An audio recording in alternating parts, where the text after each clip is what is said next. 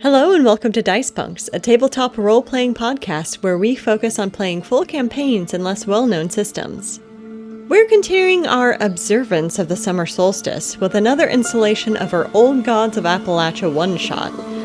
This week, our players must make an impossible choice in the raging conflict between the green and the inner dark.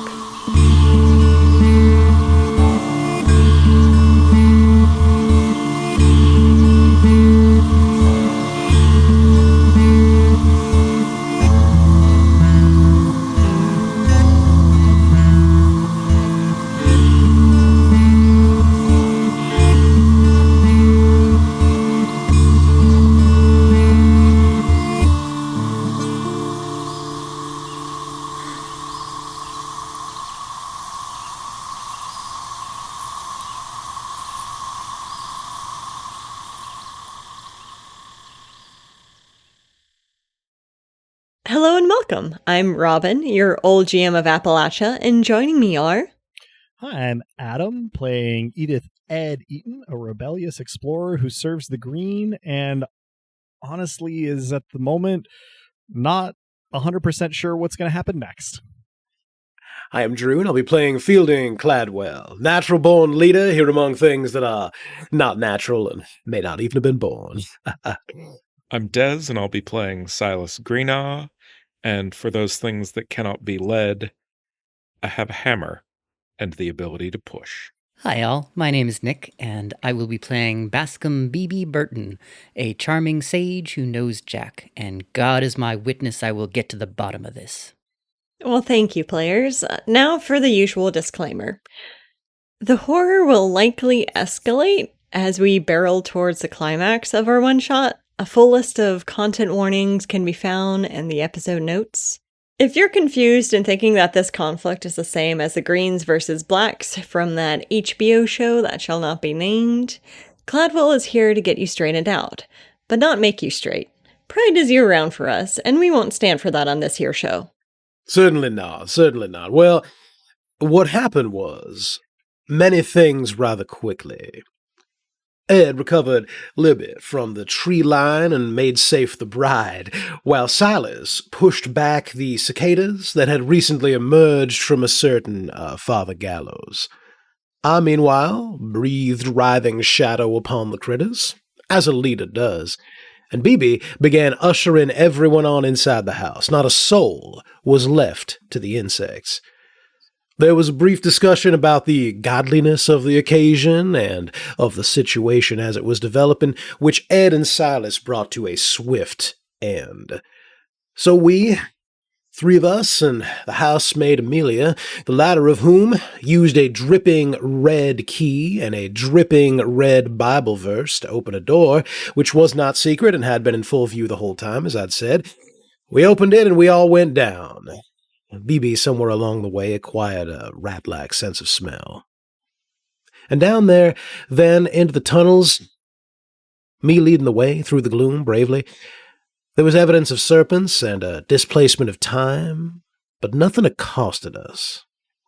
And in time, we came upon a doorway which led, well, up, into an open field, where we came upon an old tobacco barn under a stormy sky, and we went inside, and we found something dripping from the ceiling. Ed ascended, finding there a barn owl and some unseasonably wrapped tobacco, and then we met a snake, many snakes, and one. E pluribus serpens, e pluribus umbra. My own shadow spoke then, and was rather impolite in regard to decorum and hierarchy. But it seems the wedding we are here to attend is not merely a wedding, but a joining. There's sacrifice involved, you see, a price to be paid, and the insects swarming above had come, it seems, to stop it, to keep the payment from being made. So the time comes to pick a side. Amelia's friend, who we'd been looking for, well, we then lost hope of finding. They have feasted, and will feast upon her once more, not of the blood, but that which it has slumbered beneath for so long, said the snake, the snakes, the many, the one. The time does seem to come, as I say, to pick sides. And that's where we'll pick up. You've just left the barn, having been seemingly dismissed by the swarm. Amelia has laughed out loud, her eyes prickling with tears, with that exclamation of, "Weren't you listening and wants us to stop her?" So this is my episodely reminder to listeners that I'm attempting an accent that my own grandparents had IRL. And if it doesn't work, sorry. But I think my immediate response in character as Ed is going to be, well, I mean, why would we? It sounds like we should let it be stopped, right? I mean that way Lizzie don't have to get married to a stranger, and the blood sacrifice don't happen, and dark shadowy things get stopped. That seems self-evident to me. We just wait it out, right? Wait it out. The world's eaten by insects. Sounds simple enough to me. I'm going to narrow my eyes at Cladwell as if I can't tell if he's being sarcastic or not. I just look back. This moment probably lasts until somebody else talks. So, Almost certainly. is Cassie the cicadas then? Or is she just in charge of them? I'm gonna make kind of a Stephen Colbert eyebrow expression and then look between Silas and Amelia. Amelia shrugs. I don't know what's going on. She's always had the gift, and well, you heard what it said, that it was whatever it ate was of the same stuff that it was slumbering beneath. That sure sounds like Cassie. Well, and it sounds like the Gallows, I mean, love Lizzie to pieces, but it sounds like they've been cheating, right? They've been making sacrifice to this shadowy something and getting a leg up on everybody else, and I didn't follow. Rich folks always do. Yeah, well, I didn't follow everything that Shadow said, but it sounded like it wasn't like they were giving up, themselves, their own blood. It sounded like they were well, not to cast undue aspersions, but preying on people. I don't much take to that. Well, if that's the case, if they've been preying on people, then at least my choice is clear here. But if Cassie is still alive, and if they've just been feeding this thing goats, well, that's just good business. Is it? Thank you. Is it good Finally, business? someone recognizes a good business proposition. If somebody Well- cheated you at poker, would you say that was good business? Well, you say cheat. Now, listen, the first part of what I said stands. If these folks have been sacrificing human beings, that's something entirely different, and something that needs to be stopped. But one farmer uses fertilizer and another doesn't? Is that cheating? I mean, Well, can they both buy fertilizer at the store? Because it sounds like this is a much more particular arrangement than that. Sure. One farmer. They don't have is- exclusive access to goats, I don't believe. What, Nor to, well, my eyes flash blacker than they were before. I glare at Cladwell. It's not about the goats, goddammit. It's the whatever the hell that was we were talking to. You see how fast it moved? Ain't natural. As this conversation is going on, Amelia is shifting her weight from foot to foot and blinking repeatedly, clearly trying to rein in some complicated emotions. And she chimes in softly at first, but then her voice growing louder as she gains a bit more confidence. I don't know of any missing people, but the Gallows often did offer to let people send their livestock, their aging goats and chickens and what have you, to retire on the farm here, saying they'd go out to pasture. All right, that seems, I mean, pretty horrific for the livestock, but that's just life. I mean, you eat a good steak, you've sacrificed a life. Well, sure, but it ain't entirely honest neither. I don't know. I guess we don't see eye to eye on that, you know? One person lives on fertile land and another doesn't. One person lives by a stream and another doesn't. Not everybody has access to the same stuff, but doesn't mean that it's cheating so much as good fortune and leveraging what you've got. One person takes a deal. The Another dishonesty person is not in the access to the shadow thing. It's in offering a retirement to other people's livestock and then giving them a more predatory retirement. It's the gap Yeah, between that's a fair point. the offer and the action. I'd point I'll to Silas. agree. That's where the dishonesty I'll agree the is. deal could be better for the goat. Well, and it's not like everybody has the opportunity to give up a goat to the shadow snake abomination thing and get good tobacco crops forever. The dishonesty is in taking other people's resources to pay your own debts. Look, as I see it, it's a win-win here. If we prevent this ritual wedding thing, whatever, from taking place till sundown, then we abolish an unfair advantage and keep Lizzie out of a marriage she don't seem too keen to be in. What good is accomplished by the opposite here? Trapping a woman in a maybe not kind of marriage here and cementing one family's advantage over everybody else in the holler? That don't seem right. Well, I mean, from that perspective, nothing's changed since the beginning of the day. All of this unnatural stuff is just icing on the cake. You also seem awfully confident that if we leave things be, then priests will stop exploding forth with insects hereafter, as though this is all the forces wanted. You seem to be convinced that things as they are entirely benign, whereas things changing, well, strike that, reverse it. My point is, you know. That you're in favor of the status quo, so long as it benefits you, yeah. Look, in my experience, when two people get offered a deal, one takes it, the other doesn't, the one who did not take the good deal will always cry foul. Unfair. My point is that not everybody was offered a deal. And furthermore, that the change ain't bad, but some changes are bad.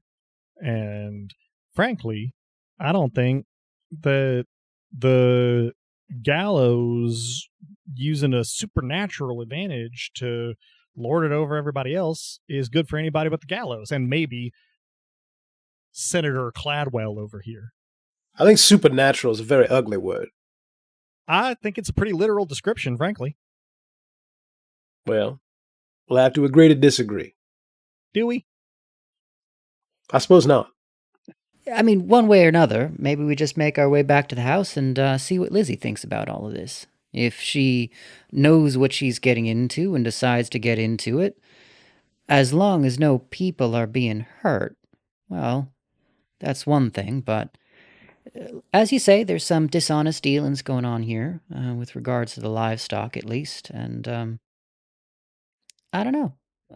Maybe we just need to learn more about the situation, the people involved. You make a good point. She's got every right in the world to make a choice you or I wouldn't make if she knows what she's doing and she's going in with eyes open. Finally, something we can agree upon. I want to hear what Lizzie has to say about all this. Hey, Robin.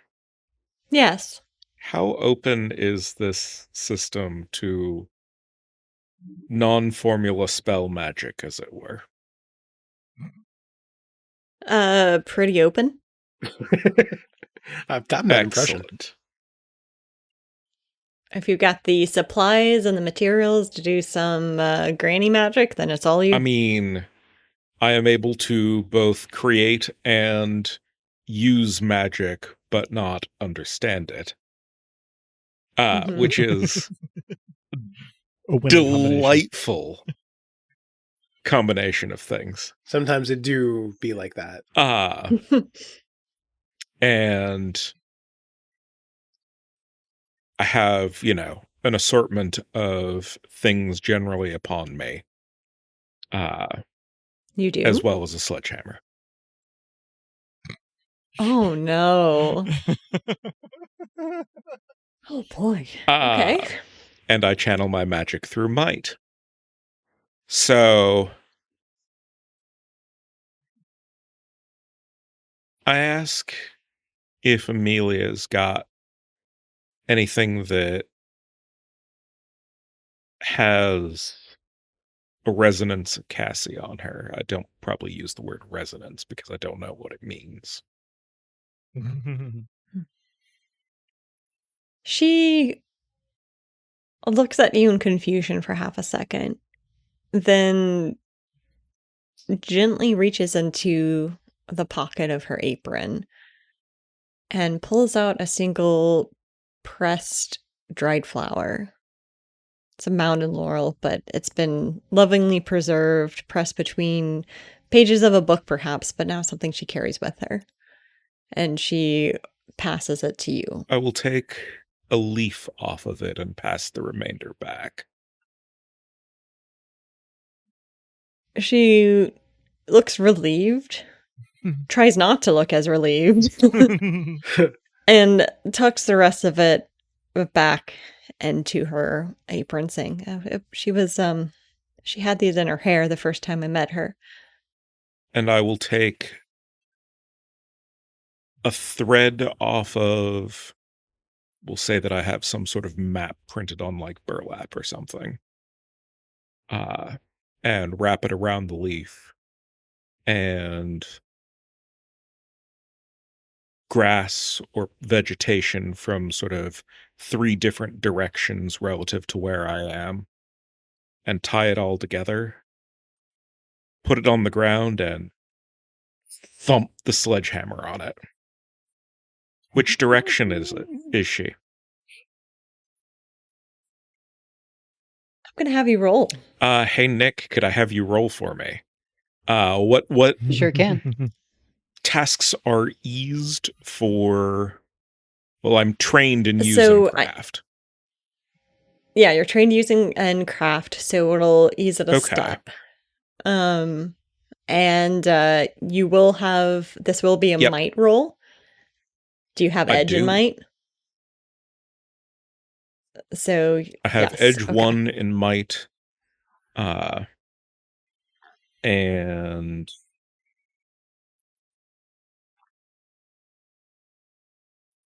which for our listeners would mean that it only costs 2 from your might pool to ease another step through effort. I would recommend doing that if you feel so yeah, I inclined. think.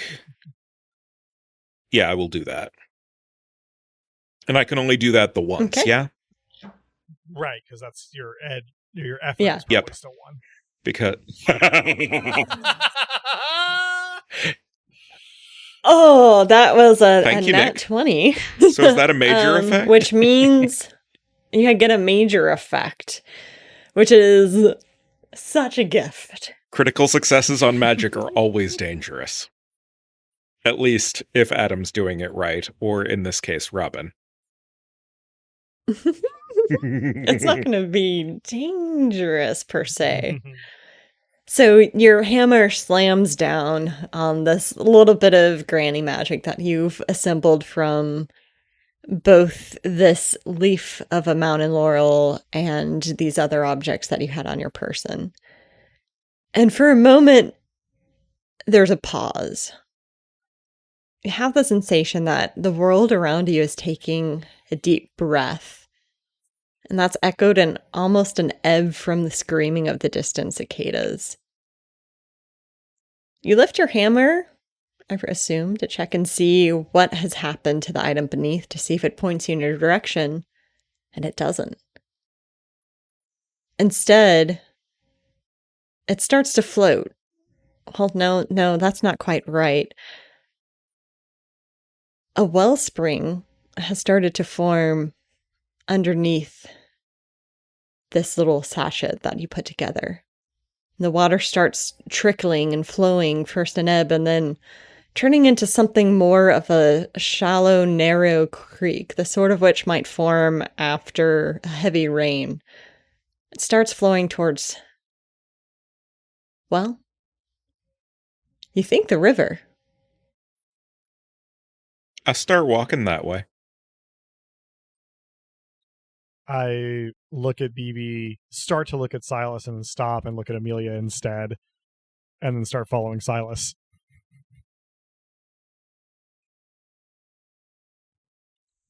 I followed you. I am every couple Me of as well. paces just sort of thump resting the sledgehammer on the ground, as one does when one carries something heavy and sufficiently long. Every time you do, the water rushes over the head of the sledgehammer. You have the sense that it's hurrying you somehow. Okay, I'll start paying attention to that. I make a couple of low sounds to Libet, and he starts walking uncomfortably close behind Cladwell's heels. I pretend not to be bothered by it, but I do lift my heels a little more, you notice, in a sort of less dignified than I would like faux march. Mission accomplished.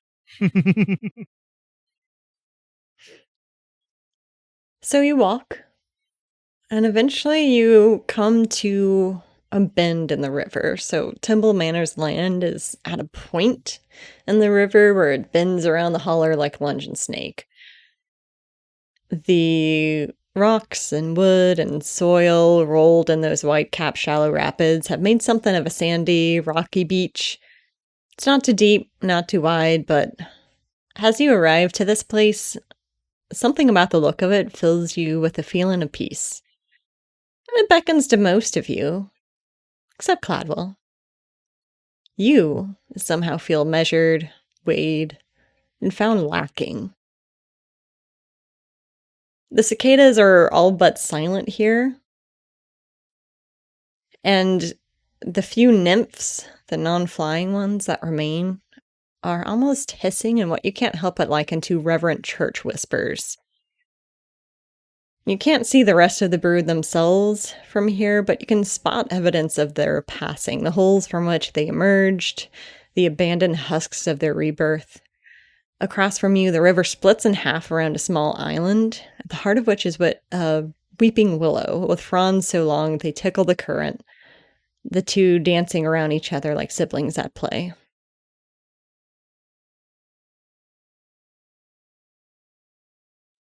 And this is where the flow of water leads you. It reunites with the river at this point, and the currents rush to meet it, almost gleefully.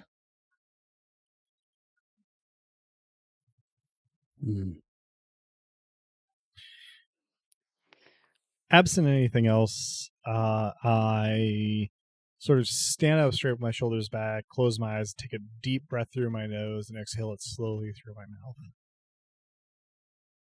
Once I get to the edge of the river, I'll just sort of thump the sledgehammer twice, sort of acknowledging, yep, I'm here.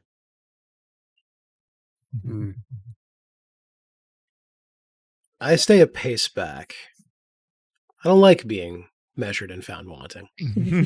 Really? This feels like a place of power, the confluence of the elements, and it seems like an appropriate moment to channel just a little trickle of that power into the artifact that I picked up in the smoking room. Excellent. So I would like to channel some of that power into the de facto tarot deck. And I believe that will cost you some experience. It will, yes. I will spend 1 experience, and I will use something called Magic Surge, which is something that I can spend 1 experience to reactivate a cipher, artifact, or other magical item that was previously depleted, ruined, or inactive, causing to do something that's useful in my current situation. Excellent. So are you going to draw from the conjure deck? So, yeah, okay. So, what do I roll to draw from the conjure deck? A D6. All right. Can do. Rolly. 2.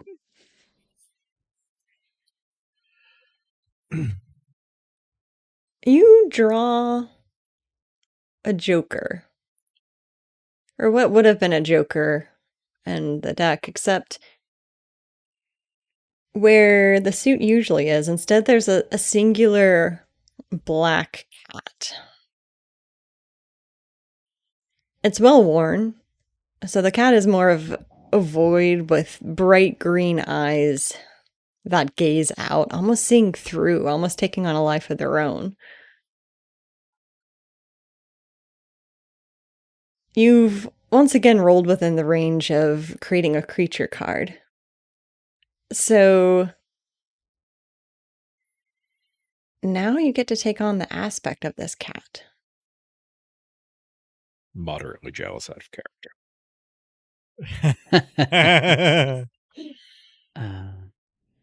All right. What effect does that have, and do I still have the keen senses of a rat? I would say that this replaces the keen senses since it's the same type of ability. I think your cat ate your rat. Alas, the food chain has unfolded. I've got a solution. Let me draw a dog. So as it kind of washes over you, this sense of power fills you. You feel like you're suddenly a bit more graceful than you were before, a bit more fortuitous. And you can see better too.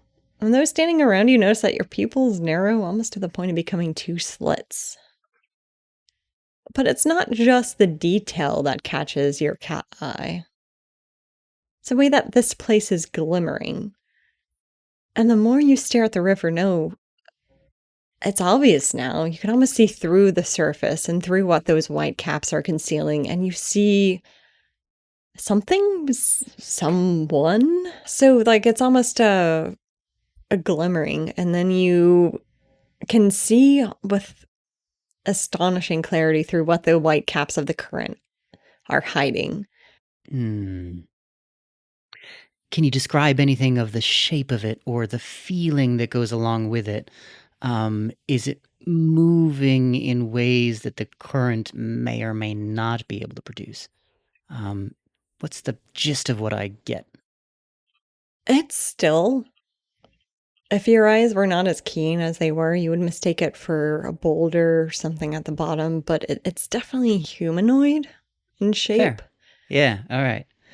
I turn to Silas and say, Silas, I've got old achy bones, but there is something of interest at the bottom of that river.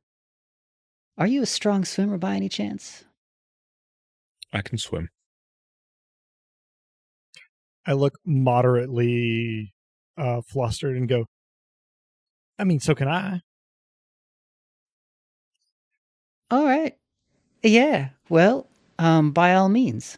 After you, sir. I'll smile and start down toward the river. What you need in the river?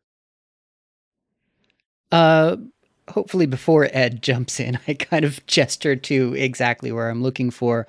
You know, I can't quite make it out, but it seems possibly human, or ex-human as the case may be, but might be something entirely different. So Well, those do are keep my your wits favorite about people. And I mean, how long does it take me to get down to the water's edge? Not long. I imagine you walked right up to the it edge was of it. at the river. Sure. Mhm. Yeah, I making sure. So yeah, I put down my various weapons and other corrosible accoutrement on the beach, and I probably just wade in. And I'm going to need you to roll. All right, what am I? Ed, before you go any further, Uh-huh. do we have some rope, or would that be useful to avoid getting swept away by the current? I look vaguely insulted, but also I pause to see if anything is forthcoming in terms of help. I don't have rope, but Neither do I.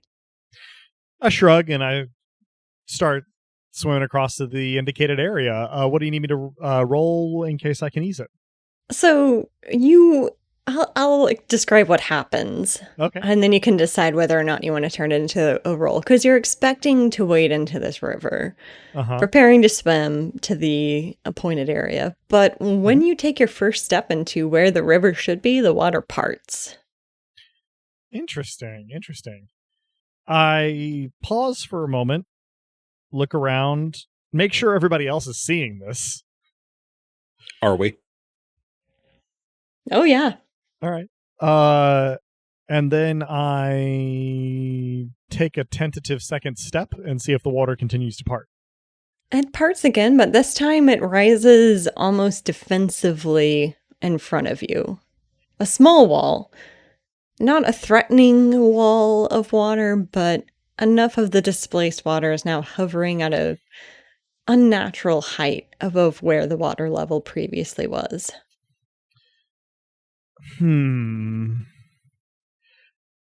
Okay, so I have an out of character question. Mm-hmm. I have a vague, nebulous sense of what the capital T, capital G, the green is. Mm-hmm.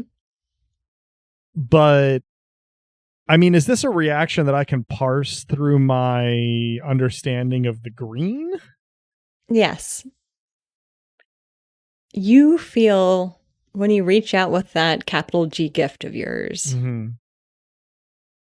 that you are encountering an agent of the green. And it's protecting something. Okay, as someone who serves the green, I don't know if I have a pre-existing sort of like concept for this or not, but I want to try to kind of, if there's like an agent of the green, I want to try to kind of communicate as best I can with it about like, can I proceed? What am I headed toward? Like, I don't want to offend anything here if I can avoid it. But if it's just parting to let me across, then yeah, I'll just like walk across the bottom of the river. But you know, if it's like drawing away from me because it doesn't want me to go across, then I will probably turn back. I don't know how easy that is for me to ascertain.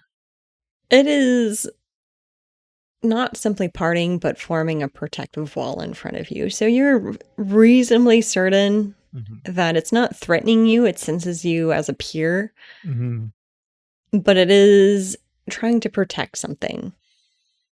Okay.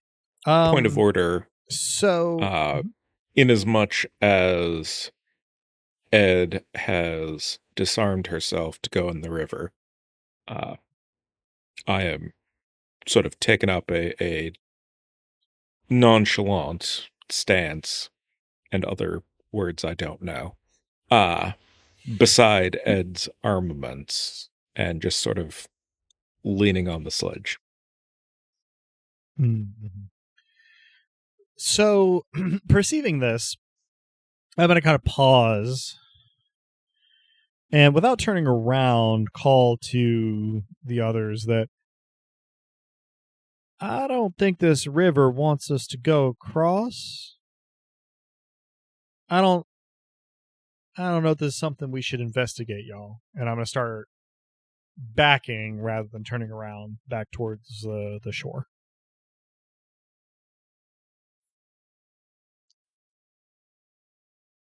Any other reactions?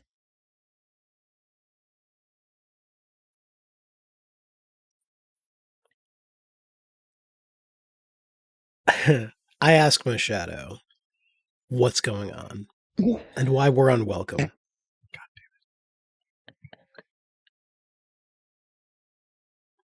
damn it.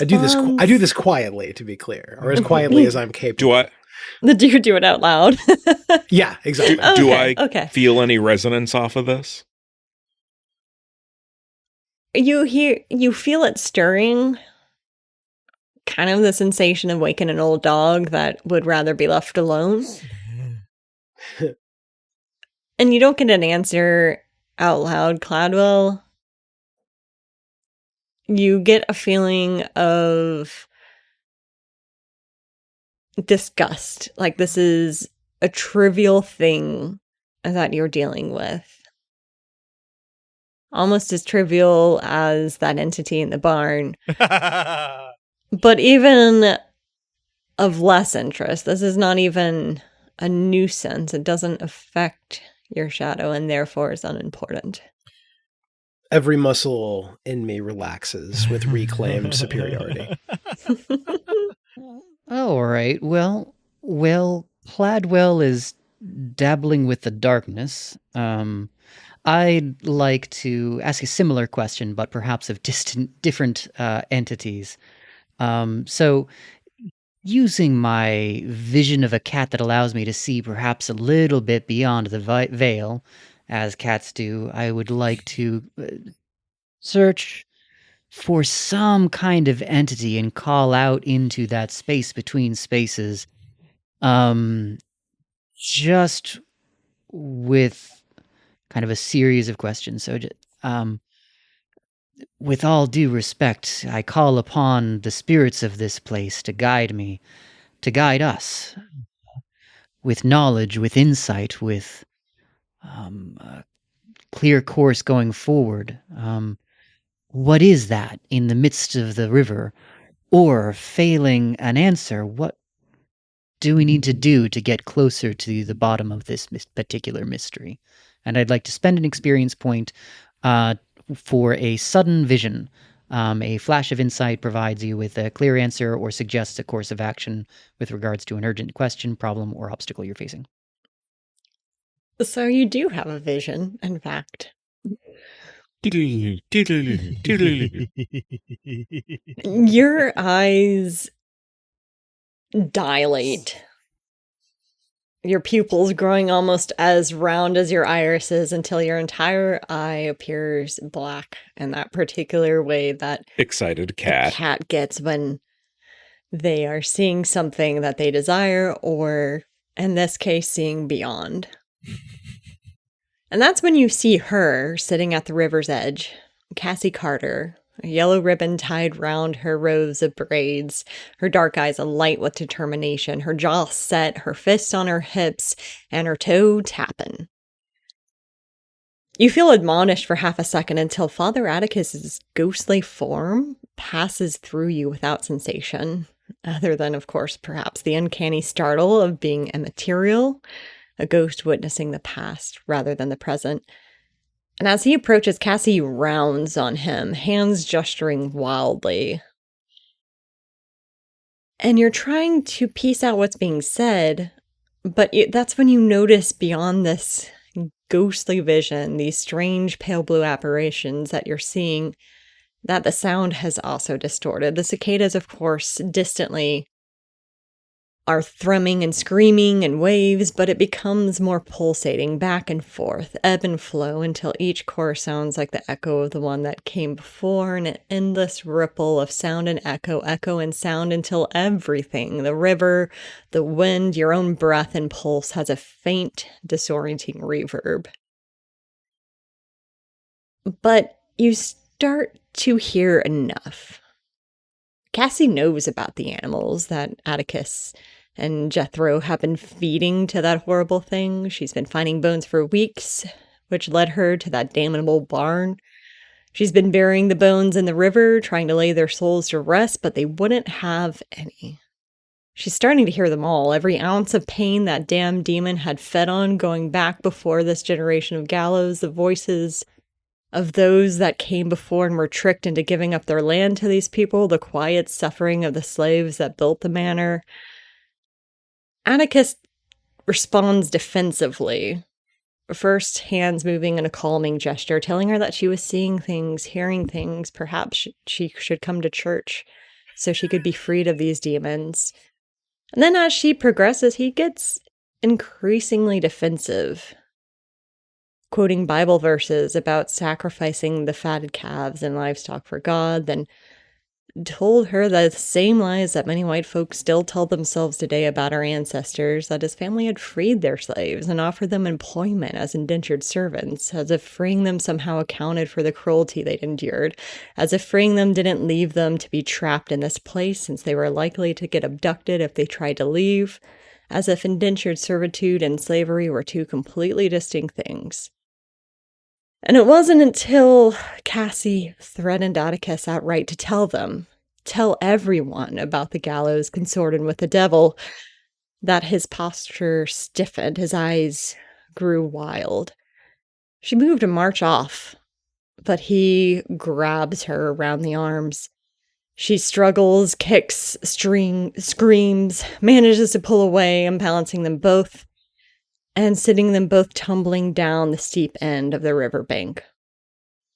Atticus lands on top of her, and Cassie, as you watch, poor Cassie's yellow ribbon was already turning red from where her skull had collided with a rock. Her wide, rolling eyes meet yours, somehow penetrating the veil through which you're observing her as a cold current of death rushes to sweep her down that dark river that will claim us all someday. But you can tell that she's not ready to let go. Not yet.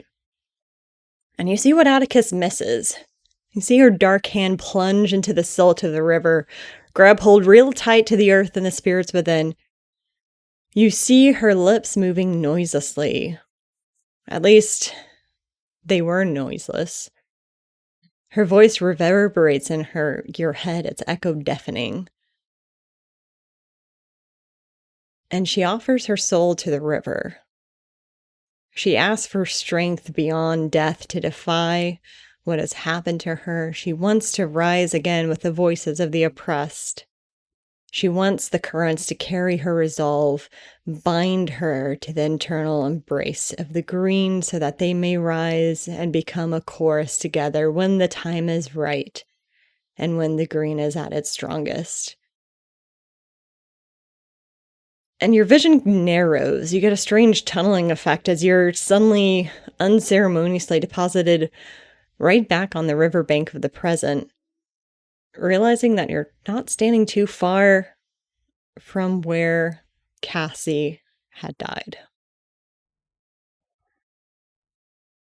This seems indelicate to ask, even out of character, but would this count towards solving a mystery on my character arc?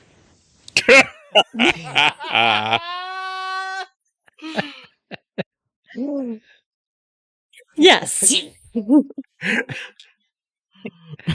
Now that that's uncomfortably settled.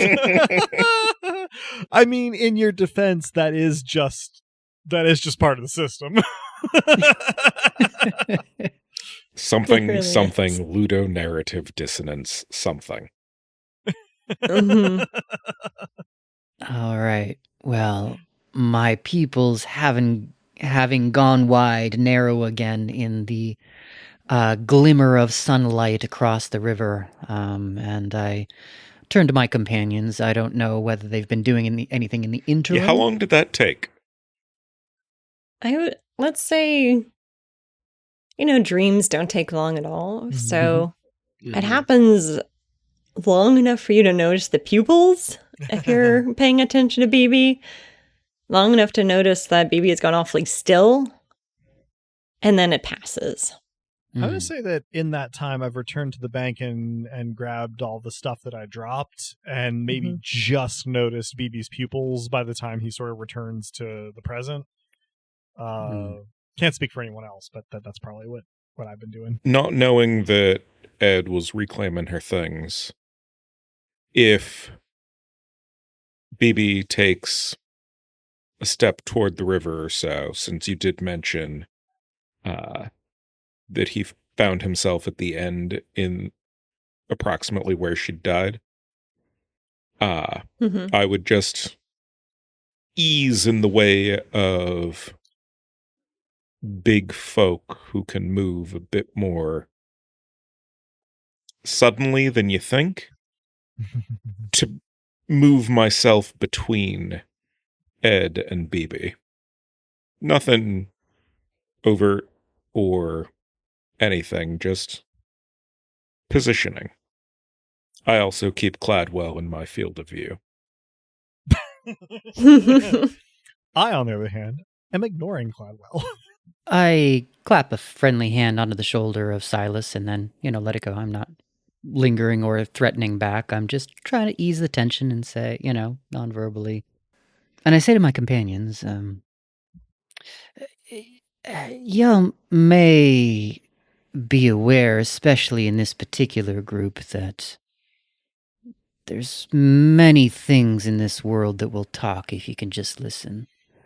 I've had a bit of insight into some of the questions that we've had. So y'all should know that, all right, thing the first, Cassie, while not exactly dead, isn't exactly alive either. Amelia lets out a sob. Care to... That's her at the bottom of the river there. But she's not quite gone either.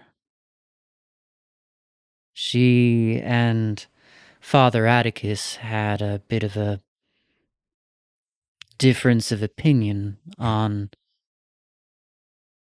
who should know about what's going on here. Cassie found out. Father Atticus at first tried to convince her that she was getting false notions. But then when she persisted, there was a bit of a scuffle right here on the riverside. But Cassie wasn't ready to pass on just yet, and so she promised her soul to the... I don't know what else to call it, but promised her soul to the green. And, seems to be interfering with the plans here. That may also explain why it's Father Atticus that, got a little chewed up. I will be, in the meantime, doing my best to sort of silently... I mean, comfort seems a little ambitious, but connect to Amelia.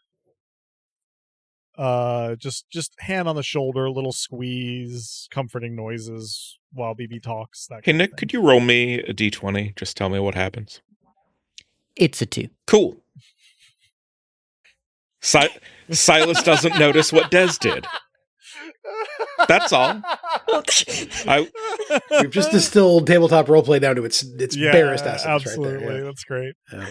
Hey! This is the problem of playing a character that is way dumber than I am. Oh, I see. Okay. I see what you're doing now. Alas, earwax. Cladwell won't notice this, but I am weighing the pros and cons of pitching him into the river. At the end of my consideration, I decide not to, but I consider it. I am for so a good at my 30 ease seconds. that you probably could have, but there you go. Yeah, no, I conclude that it won't solve anything. I conclude that this is just me kind of wanting to and not actually a solution to any problems, so I refrain.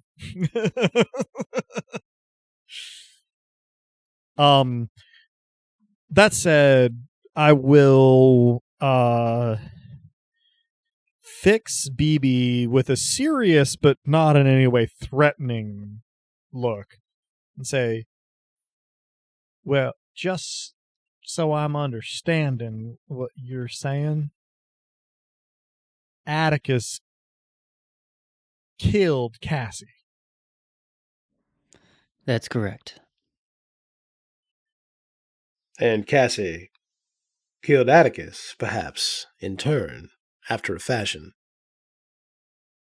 I ignore this, and I follow up with a pregnant pause and on purpose?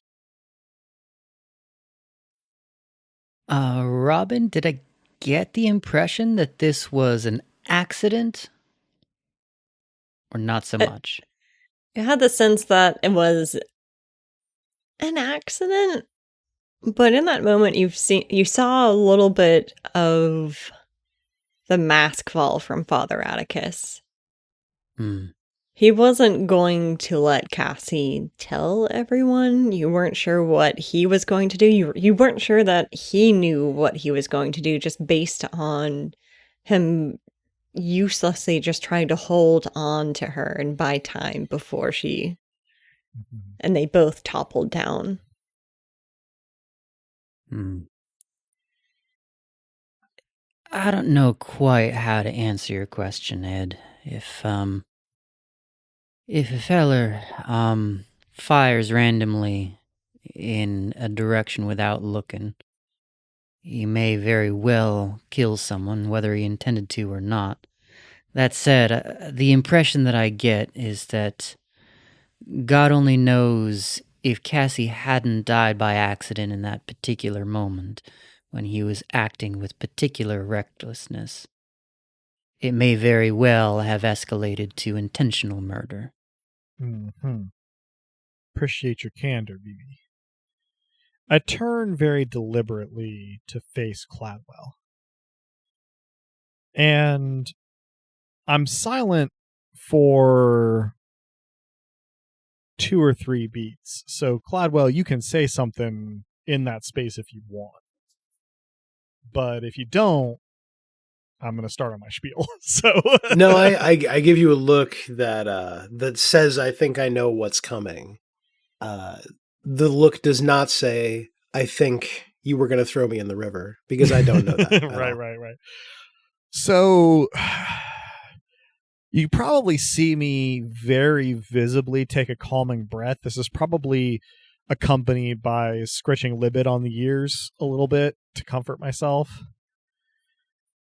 And in perhaps the most sincere tone I've ever addressed you with, I say, Mr. Fielding Cladwell, you want to represent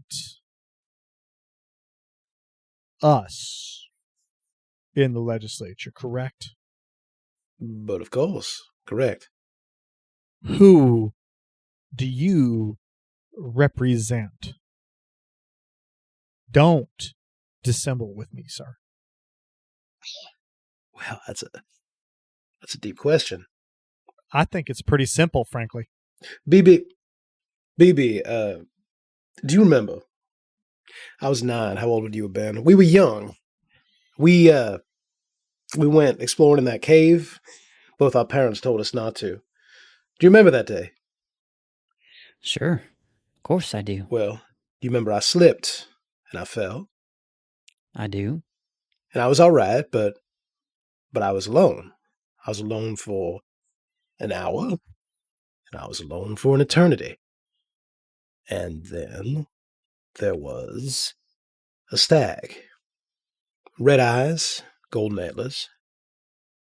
It didn't say a word. Well, it said every word at once. It offered. I hesitated, but not out of fear, not out of confusion, only because I knew then that this chamber led only one way. No going back. And I went. And then, blinking against the light, I turned to see the stag. It was gone, but of course, it wasn't. And BB came to embrace me, and I broke, and I ran, and I never said a word about this to him. Told myself I never would. And I never really asked what had happened to me. I just knew that I'd been led out of the darkness, and that I'd been chosen to lead others in turn. That is what I represent. I appreciate your candor, Mr. Cladwell. But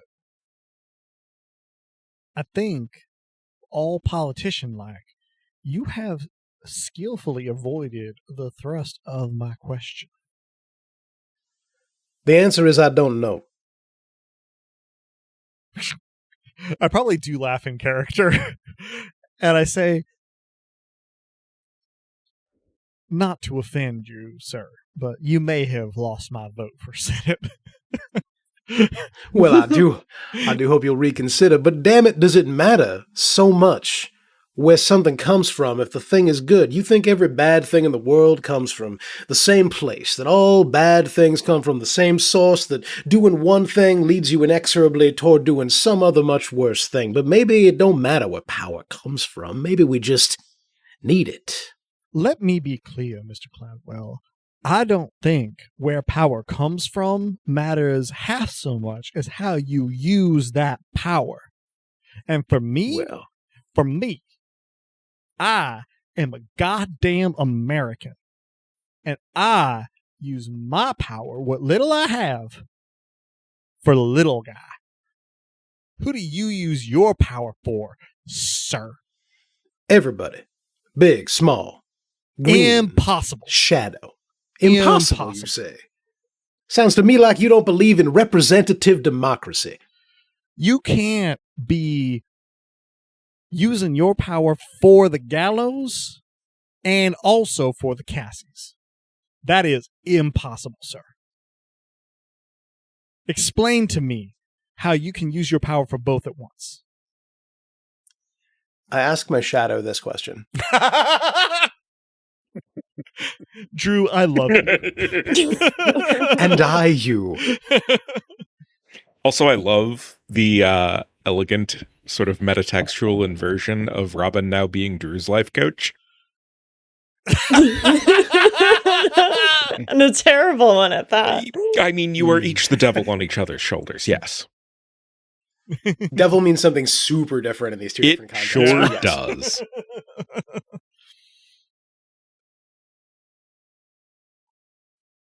The shadow answers you and only you. It doesn't pour out of your mouth as it has in the past because it has no need to address anyone here, but senses you teetering on the cusp of a precipice that it did not anticipate when it first encountered you. So it reminds you that you are a bear. You are the king of your ecosystem. And what need has the bear to concern itself with the feelings of the fish it has to feed on to survive?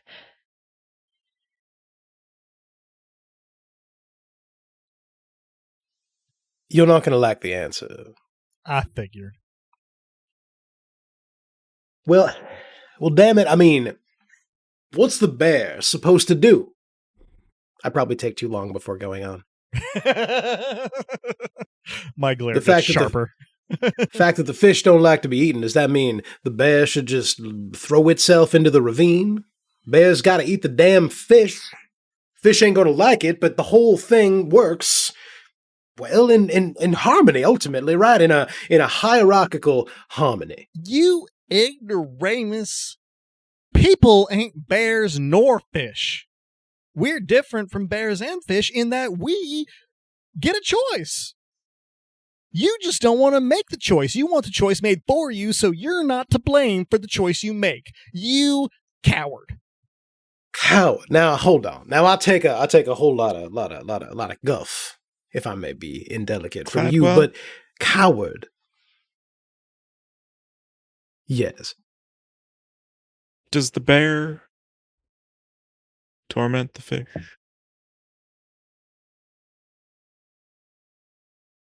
Well, I'm not a damn biologist. No. I can answer that. No. Does the bear take more fish than the bear needs to survive? Gets as fat as it can, I believe. But again, not a biologist. Don't stockpile no fish, just eats till it's full. I take your damn point. Do you? I don't know that you do. What's the alternative? You fight for the little guy. What does that mean? What the hell does that even mean? What do you do then? What about this here wedding? What we just in the don't? Sam hell does this country exist for if not to answer that question? We could have kings if we wanted to. We decided not to. We fought a whole damn war about it. My eyes flit to be Everyone's do.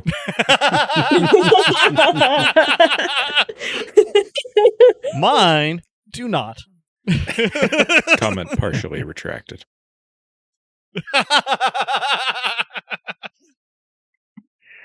Well, this puts me in an uncomfortable situation. Don't adjust. I've listened to both sides of this argument, and I feel like there isn't a compromise to be made, except that, on the one hand, sometimes very ugly things are needed to be done in order for a beneficent result in the end. I've done my fair share of such things in the war. Behind enemy lines, infiltrating. No more needs to be said about that. And on the other hand, there's a reason why we're doing all those ugly things. If we end up in a situation where folks that we care about are taken advantage of, that seems like evil for evil's sake. Now, none of this boils down to an answer as to what we do with this situation. I just hope it doesn't come to blows. For what it's worth, I have not grasped even one of my weapons yet. That last word's doing a lot of work. Sure. Perhaps if there's a pause here, what happens is after a beat, I look at Amelia. Her eyes have not left that spot in the river. She can't see below the whitecaps, but she saw where Baby was looking, and that's good enough for her. And she is trembling, her fist clenched, her jaw set as tears thickly roll down her cheeks. In the however brief silence, I will turn to her and I'll say, Amelia, what do you want from all this? I mean, obviously Cladwell's a prat, but I don't know. You knew Cassie best. What do you want? What would she want? Don't want to run roughshod with my imagination if there's a real answer to be had.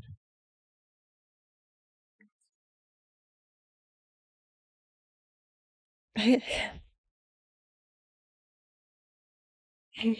had to, after hearing that thing in the barn, I had hope that she was still somehow okay, and if she's in those things,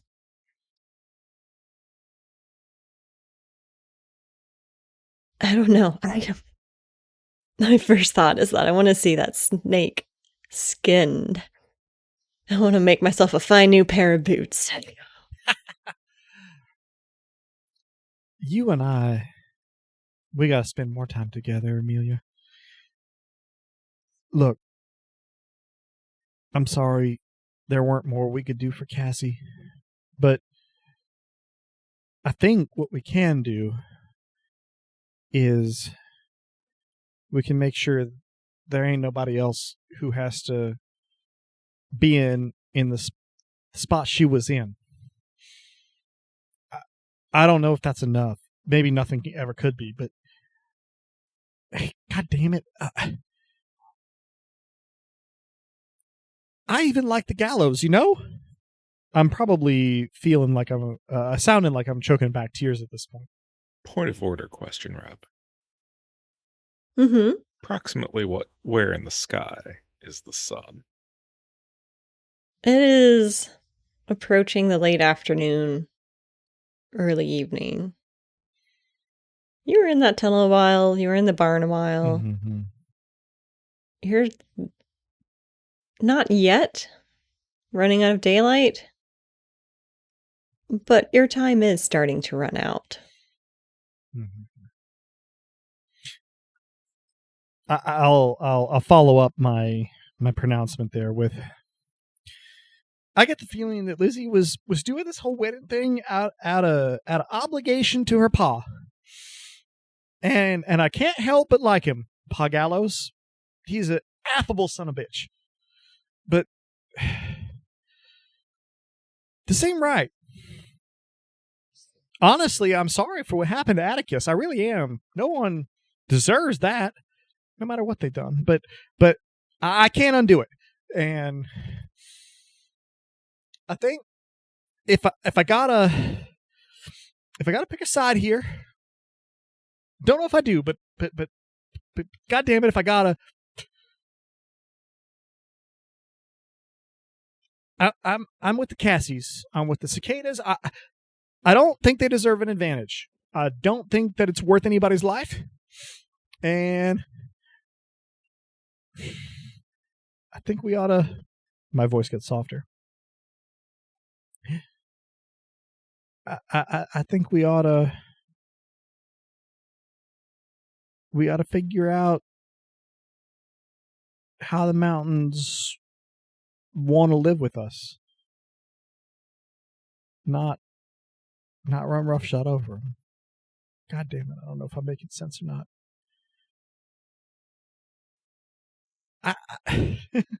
I don't even hate that sumbitch Cladwell, but enough's enough. You don't want to hear this, but you're making sense. There are things I'd less rather hear, but you ain't wrong. And I reach down to scritch a little bit behind the ears to comfort myself. Amelia cries a little bit more loudly and almost to herself mutters, "You sound a lot like her, you know."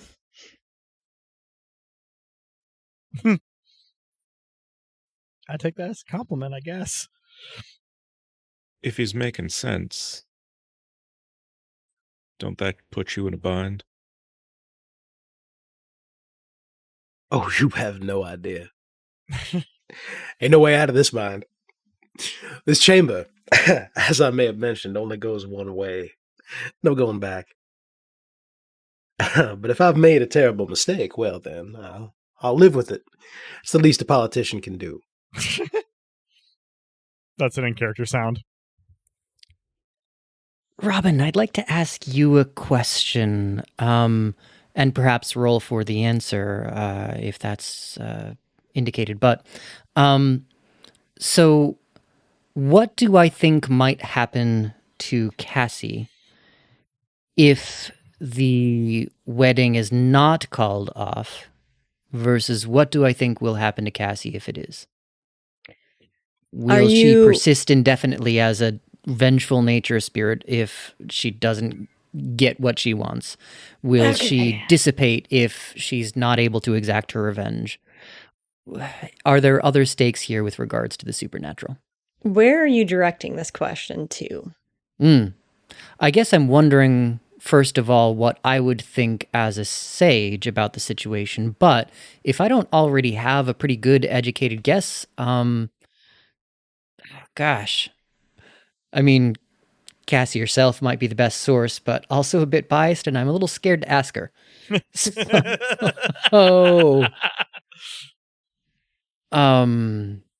As a sage, I'll give you free answers, but if you want more details than this, then there will be a roll involved. I was so waiting for you to say there will be a price.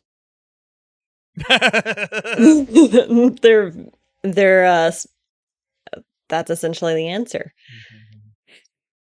You are familiar as much as any mortal can be with the compacts of how these things work. There's often a tenuous balance between the forces of the inner dark and the green.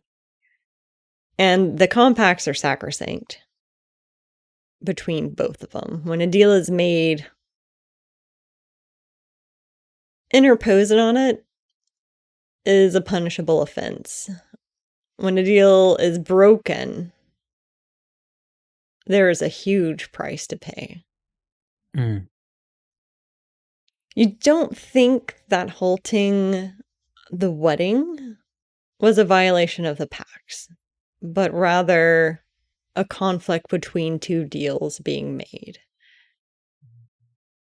At this point, based on what the serpent, what old Copperhead had to say, and how the shadow responded,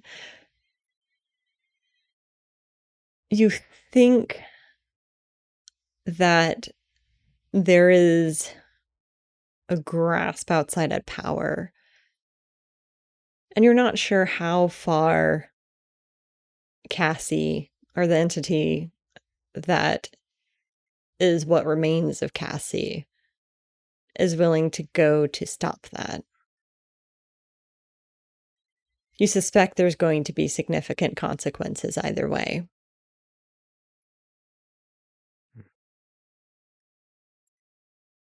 That's good enough for me, for the time being. I'll relay these general musings to the assembled folks, that, I've been giving this some thought. Here's just kind of the stakes as I see them. There's not going to be great things that happen to the folks involved, whether this wedding goes forward or stops. What if we goddamn do have a king? What if all we ever get to do is maybe pick a king? What if the king is still here and still in charge and just lives in shadow or in the person of a million cicadas? I object to that framing, sir. I think it's $1 million, not a million cicadas. That's very good. That was very good, actually. So, this may or may not apply to interactions with other player characters, but I have trained in both questioning authority and persuading others to join my cause. Oh dear. So at the very least, maybe I could have effect on Amelia. I don't want to infringe on the agency of other player characters. But. Yeah, and that's a can of worms that I am not equipped as a GM to tackle right now. well, and like I said, it's a can of worms I don't wish to open. But seconded strongly. Yeah. But I think for me, just kind of speaking out of character about my in character thoughts. As odd a phrase as that may be, my perspective on this is that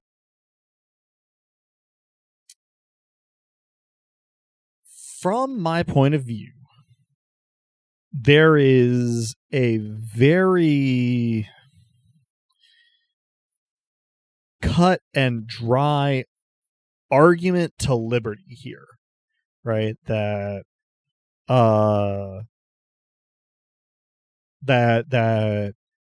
no American is fundamentally inferior to or beholden to any other American, and that Lizzie gets to forge her own path, not her family's path. I recognize out of character that probably things are a little more complicated and shady than that. But in character, this seems very clear to me, right? That these are both served very clearly by preventing this wedding and ritual from going through, right? In character, that seems very obvious to me. And so I am going to do my level damn best to be eloquent and persuasive on this point. Having heard everything that BB had to say, having been very unimpressed by what Cladwell had to say, I'm going to do my best to make my case. I guess it is a GM call if there's a role involved. If there is, I probably want to make it before I say anything, sort of like in dialogue in character. Yeah. And you're convincing Amelia? Yeah, and to the degree that my fellow players want to take it into account, feel free. Okay. I guess that's the way I'm approaching this. So I'm going to peel back the curtain a little bit here Mhm. and say that typically, like, any rolls against NPCs are made against their target number, which also functions as their HP. And I have a set target number for Amelia. In my mind, your 2 skills that are relevant here would ease it. I'm trying to figure out how to navigate the fact that she's already inclined in that direction. Ease it another too. step? Sure. Yeah. Which means it will still be a roll, but it's almost not. I don't want to jinx it, so go ahead and roll. Well, I was gonna say, so this is perhaps the most important thing to Ed that I've done so far. So I've got my questioning authority training, I got my persuading others to join my cause training, and I am gonna spend 3 for my intellect pool to ease it another step, because I am definitely putting effort into this. Then you don't have to roll. All right, so I'm down to 4 pool in intellect, but this is perhaps the most personally important to me thing that I have done so far in this in this old Gods of Appalachia thing. So without then rolling, I am going to do the tried and true thing in rhetoric among Americans and appeal to the spirit of the revolution, the founding of the republic, the throwing off of the yoke of monarchism, and I'm going to try to do justice to that with my dialogue, and to the degree that my fellow player characters are convinced by it, sans roll, so much the better. So probably holding Amelia's gaze but glancing occasionally at Cladwell, while sort of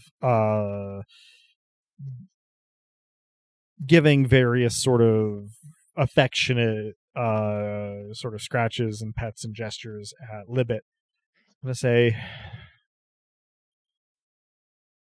we fought a whole damn war just a little bit before I was born, so that we wouldn't have to deal with this, and pardon my language, this bullshit.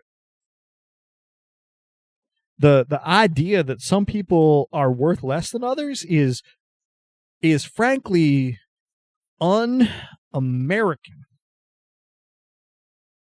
And cards on the table, I would undo what happened to Father Atticus if I could.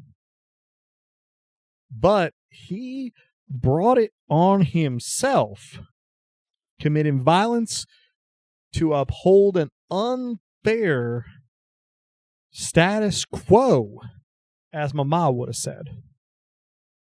She were real educated, Mama. What's a status quo? The way things is, Silas. Thanks. No problem.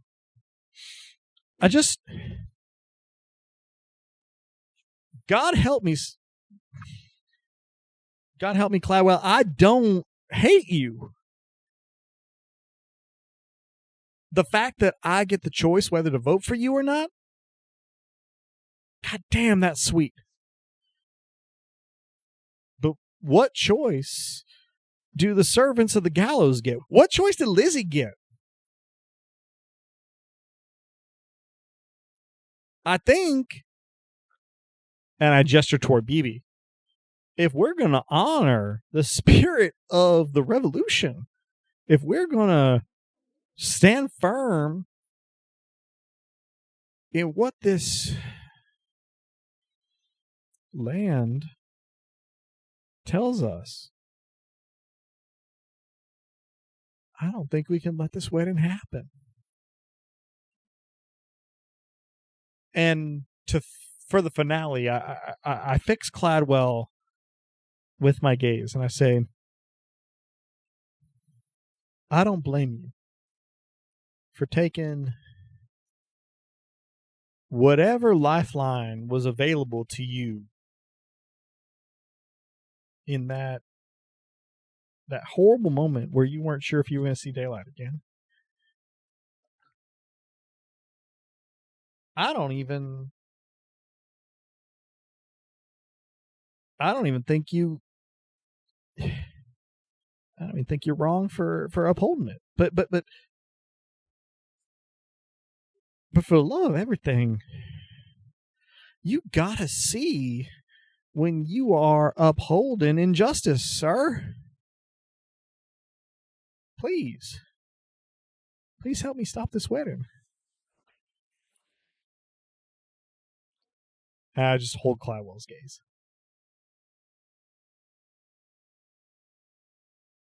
You are a very generous person. You know that about yourself? God help me, I try to be.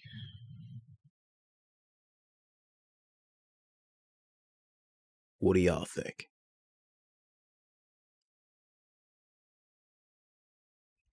Now, I think if it were up to me, I'd agree with you, Ed. But what I really think we should do is find out what Lizzie wants. Because she's the one that's getting married or not getting married. And ultimately, that seems like the kind of choice and free will that you're arguing for, Ed. Now, you lost me a little bit on the nature bit, because it seems like it's in nature's nature, for lack of a better word, to fight against nature. Salmon doesn't give up and jump into the bear's mouth, and it doesn't care if the bear doesn't eat and starves to death. The bear doesn't care what the fish wants. It just goes ahead and gobbles them up. Nature sometimes goes with the flow and sometimes doesn't. I But look to the side and nod reluctantly. I think it really comes down to what Lizzie and what her husband-to-be, to a lesser extent, decides they want to do. If they both freely enter into this union, knowing the consequences, I don't know how I'd feel about standing against that. Are Lizzie and Samuel the only ones whose opinions on this matter? Like, they're the ones entering into the marriage and all, but the deal, the bargain, goes well beyond them. After all, well, how many folk do the gallows employ? What could they do elsewise if they weren't beholden?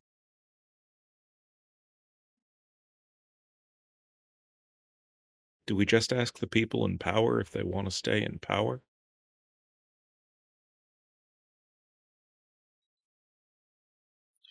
I'm probably looking at Silas while he's talking, but when he finishes, I look at Cladwell. You're looking to me for a solution. I mean, you want to know what I think? You want to know what I've thought till today? I thought, well, the metaphor of bears and fish was not precisely in my head, but I suppose what I thought, if you had asked me, was that, yes, we people, we are not bears and we are not fish, but only insofar as we decide which we're gonna get to be. Somebody's got to be the damn fish. Ain't nobody figured out a system yet where someone doesn't have to be the fish. I frown, but can't quite formulate a comment yet. The promise of America is that more and more of us, more year on year, get to be bears and not fish, and maybe we'll live in some kind of utopia where ain't nobody have to be oppressed, but as you may have noticed, we ain't there yet. And that don't mean the whole thing gets thrown out. My understanding is that servants aren't being sacrificed to this thing, but it's worth considering, Silas, and you make a good point, that a servant has already died in the threat to expose this thing. Less a matter of the sacrifice, more a matter of the life they could lead elsewise. You saying they'd be better off elsewise? Amelia clears her throat and looks at Silas and Cladwell sharply. If the two of you are done discussing my future while I'm standing right here, I have where the else do you... decency to look embarrassed. Less a matter of discussing your future, pardon the interruption, but more a matter of asking your opinion. So, I don't dislike the Gallows. They've taken perfectly fine care of me, but the problem is that they took my Cassie away.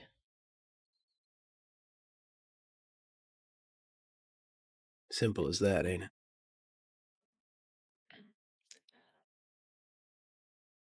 I don't know how the other servants feel. They've been appreciative, but where else would we go if not in this holler? Most of us would be looked down upon, thought of as less than human. My expression of one of thinking tangibly hard. You can easily imagine the whirring coming out of my head and the smoke coming out of my ears. got a higher power engine than I do, friend. But overtaxed. I don't think we can fix the problems of the people writ large, as much as you like to talk about American politics and all that. It's about what will happen to this holler. Justice for Cassie. Justice for... I don't know. The Gallows have done so much for the community, it's hard to fault them, but I can't abide by that snake. I now have the decency to look a little bit embarrassed. But I also nod along with Amelia and I murmur, if the Gallows can get ahead on a level playing field, I suppose that's a different story. And it's not like I want to bring them low. It's just, I can't abide by that snake. I ask my shadow. To be clear, we can't abide that snake either. Right? We can't abide As that you're snake doing either, that, right? I'm asking how your boss feels about that snake. You only, I want to say, experience more than hear a deep growl that leaves your skin cold. Me? You have the sense that you're pestering this entity when their attention is elsewhere. I think the terrible truth is that, if I was correct and if there is a king in the shadows, what we are up to here and now is beneath his notice.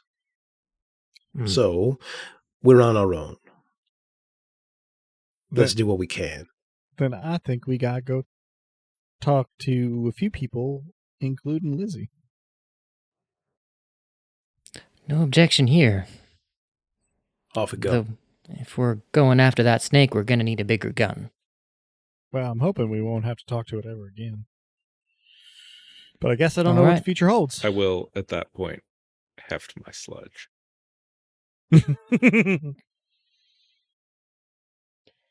Before you can start to move back towards the house or away from the river, Amelia lingers behind just a moment, reaches back into that apron pocket and pulls out the pressed flour. She looks consideringly at it in her hands for a moment before nodding decisively once to herself and lowering it to the surface of the river. BB, if you're paying attention, your cat eyes pick up something interesting. At first you think it's the reflection of her hands lowering the flour to the river, but then you realize there's another pair of hands, just the echo of them, reaching back unable to touch, but straining all the same. Haunting.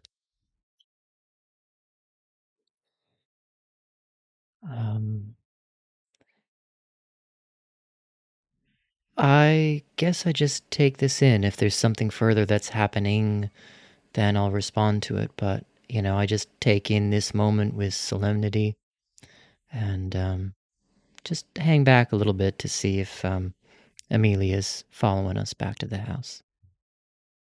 She rises, wipes her hands off on her apron, and turns with a newfound steel in her jaw, her gaze, her step, as she follows you back to the house.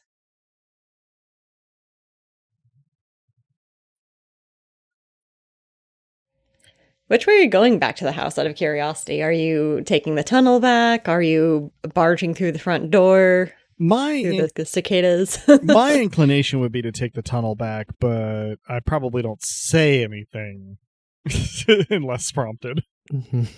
I'm on Team Tunnel. Secret tunnel. Secret tunnel. Tunnel snakes rule. You may regret that. Oh, do they now? We have established, in fact, that the snake is not the king. Merely the vassal. Mm-hmm.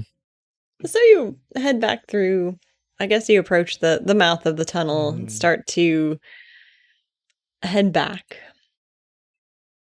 Seems that way. You have a little bit of time to talk amongst yourselves if you so choose, or you could walk in silence. Mm-hmm. Gladwell can't.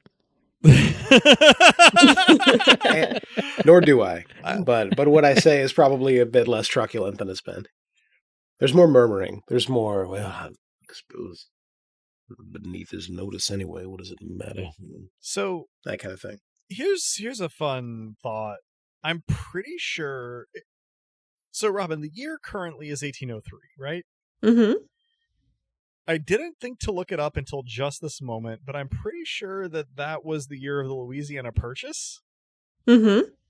Yes. So, probably I am attempting to engage Cladwell on the way back in a conversation about Jeffersonian politics. Oh, no. What have I done in choosing the setting? I'm speaking quite confidently about how, well, of course, the Democratic Republicans are doomed in this here coming election, here and nationally. They are going to lose every seat. Jefferson has no chance whatsoever, and you may mark my words. Time will not make a fool of me on this one. I am again sort of representing an ongoing conversation, somewhat in a somewhat truncated fashion, probably being like, I don't know. Seems like people pretty much like the idea of the citizen farmer. I ain't so sure about that deal he made with Napoleon, but I feel like the overall philosophy resonates with the people, sir. The people are turbulent and changing as well, you know. And you may ask President Charles C. Pinckney about it soon. I am watching this as if it's ping pong being commentated upon in Albanian, for all that I understand it. I notice Silas's attention start to drift, and I say, Silas, just to clarify, is your argument that servants shouldn't exist, or that servants shouldn't serve the grave people, who were the two gallows. families? Gallows. The gallows, thank you. Yeah. Great And the people. wars. Is your point that they shouldn't serve the gallows? That there shouldn't need to be servants. That separates Fair enough. people into betters, I will gesture at Cladwell, and lessers, I will gesture at the rest of us. Fair enough. I believe simply that everyone should have the chance to better themselves. Presumably, Cladwell's and my conversation goes on insufferably until we arrive at the tunnel. I make a series of predictions, which the listener, if they're anything of a history buff, will know are all wrong. But we're too early for the wigs, so we can't make those jokes. We're not quite there. We're not quite there. So in due time, discussing politics and comments that are sure to age well, you emerge from the tunnel and find the study much as you left it. It's empty. It seems like the commotion is still out in the main house. You can hear, unsettlingly now, the scuttling of cicadas against the Temple Manor windows, the exterior walls, the occasionally crunchy pelt of their bodies against the windows as they test for weaknesses, but find none. So, and you're back in the house. Arriving back in the house, I'm going to make a beeline to Lizzie. So I apologize for interrupting. Just a quick question for you as the GM. I don't quite understand how resting works. I've got a cipher that, Mima's notebook that does some such thing, and I know that we haven't really used any ciphers yet. So I'm not sure if there would be some advantage to using it now, or if we should wait until we're injured because it was some kind of a healing something or other, or if the spending of stuff from our pools represents an injury. It's effort and energy and yes. power and all of that. I think maybe passing back into the tunnel, it'll be a good time to take a 1-round recovery roll where we each roll 1d6 and add 1 to divide among our pools. Like, maybe we close the door behind us and just kind of all take a deep breath and look at each other reassuringly or something like that. Yeah, and that'll only take a few seconds, so I would advise that you recover what you can from your pool. Nothing ominous about that so statement.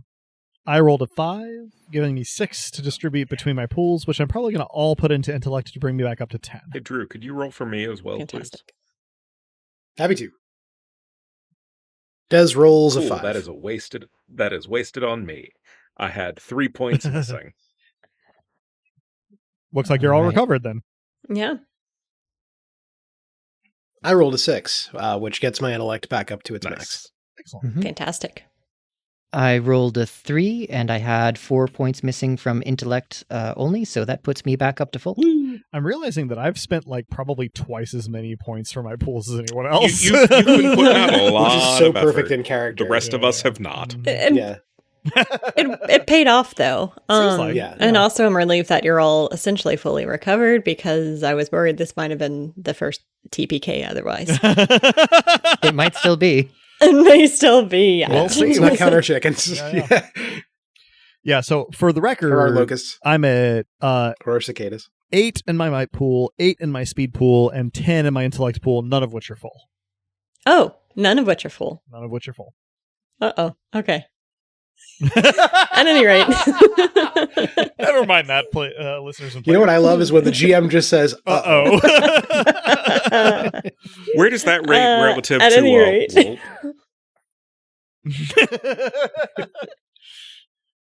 I'm not sure. We haven't discovered that full scale of reactions yet. We'll figure it out as we go. Yeah, that's for me to know and you guys to find out. Right. Nature of the beast. So you're back in the study now. You took a bit of a breather, an opportunity to close the door behind you, even though the wards have been broken. I imagine you roll the bookshelf back into place. I'm not going to make you re-roll for that since you've accomplished it once. And already you can hear, over the sound of the cicadas, a bit of a commotion out in the main hallway. Not an angry commotion, but the sound of furniture being moved, the sound of people chattering back and forth. You hear a loud voice kind of giving directions to, no, just a little bit more to the left. All right, well, I'm going to hurry out to where the folks are standing and try to seek out Lizzie pretty much with tunnel vision.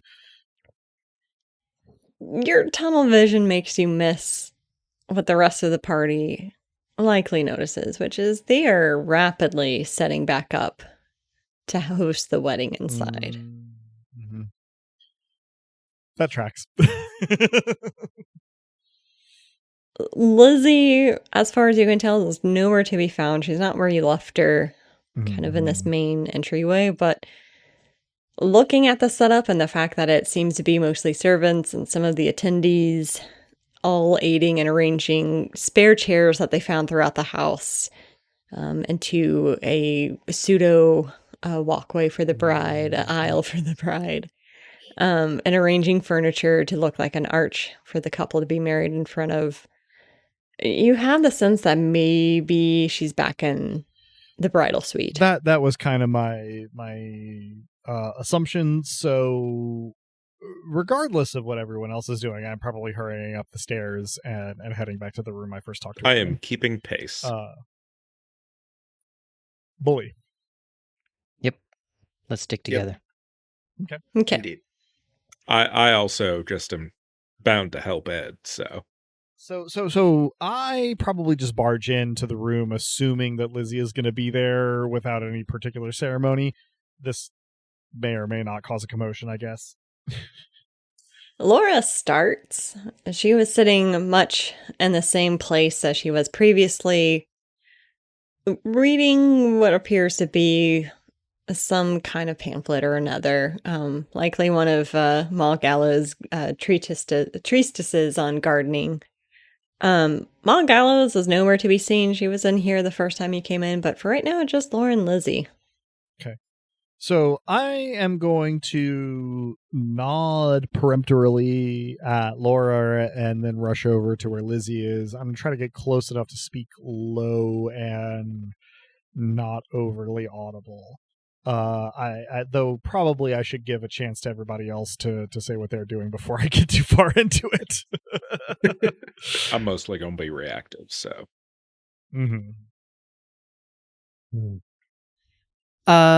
I give you a respectful distance and keep my gaze on the room and on the door that we just came through.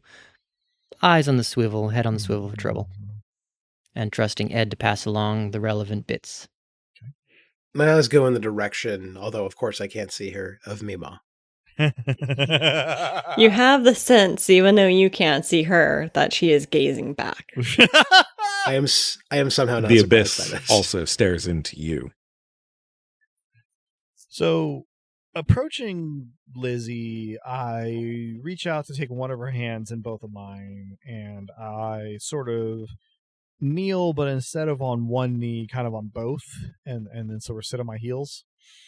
And if I can dictate this, Libet is probably walking just behind me and sort of winds in and out of where Lizzie's feet are resting. And I look Lizzie in the eye and I say, Duckling,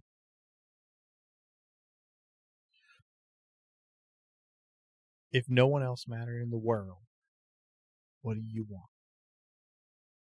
Probably a little too intense. She has the immediate reaction to look flustered and confused. She stares at you, her eyes wide as saucers. Mm-hmm. And then that kind of ingrained poise that she has as the daughter of the gallows responds, and with a furrowed brow, she goes, "What do you mean, Ed?" I actually have thought of a thing to do. Mm-hmm. I'm going to look through the hagstone at this. Through the hagstone. Okay. I believe that's the one with the ability to see unseen, invisible, and presumptively powers. Yes, presumptively powers pacts that might have been made.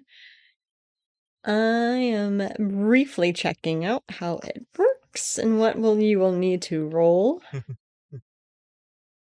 So yeah, it does require. You may choose from the Right, ability. yeah. It's the So first one, I believe. yeah, okay. You were already a step ahead of me, and you're looking specifically at Lizzie. Yeah. She's clean. There's a little bit of a tinge to her, and you realize that she might have something of a gift, even if she doesn't realize it yet. What does Ed look like through the hagstone, since I'm looking in that direction? Oh boy. The same tinge, a little bit more pronounced and realized. Okay. I assume that consumes the hagstone then, functionally. Yes. Okay.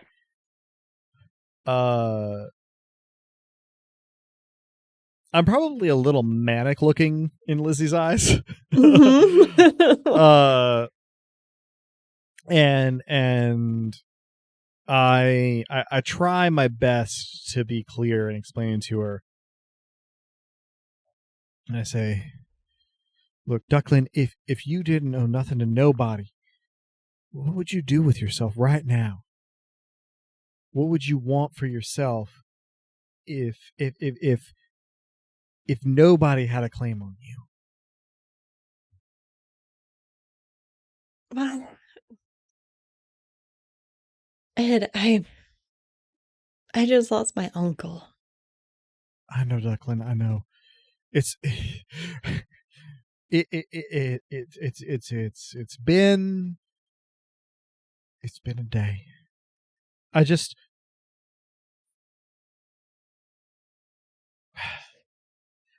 I had the good fortune to be able to forge my own way, and I've learned a little bit since we came inside, and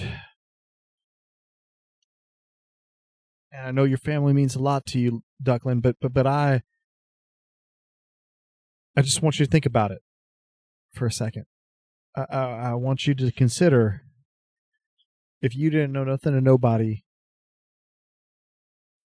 what would you want to do with yourself? I'd want time. Yeah. That was horrible out there, and they're just carrying on down there like the whole thing's like it's appropriate to still.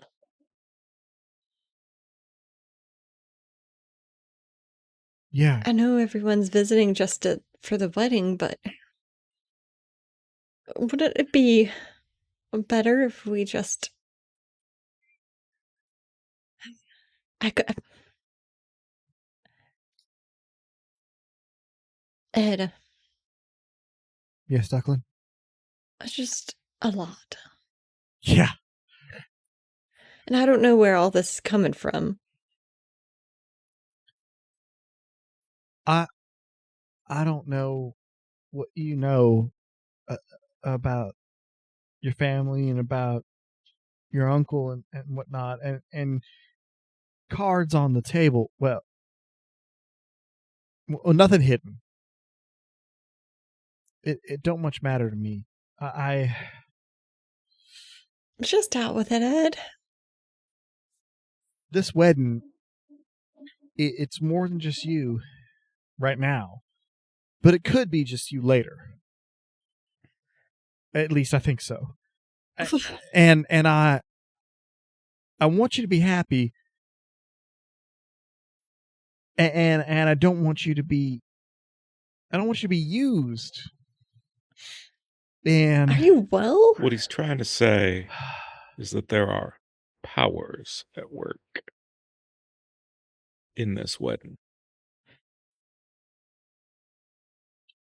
Pardon my language, sir, but no shit, what do you think all these bugs are? I love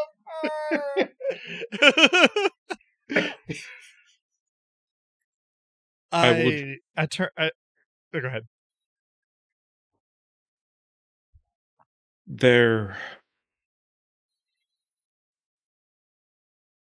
a balance. They're a revenge price.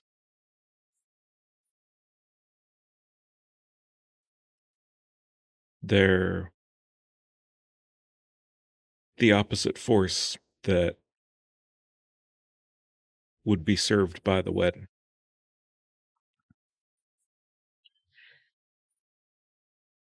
You mean the wards are up to something? Nah, the servant that Atticus killed. Okay. She bolts out of her chair at that. And it's almost to the point that her hand jerks free of Ed, but she remembers herself, and right as she would knock the chair back with the force of her standing, she catches herself and moves a bit more slowly. This is me with a disadvantage on positive social interaction.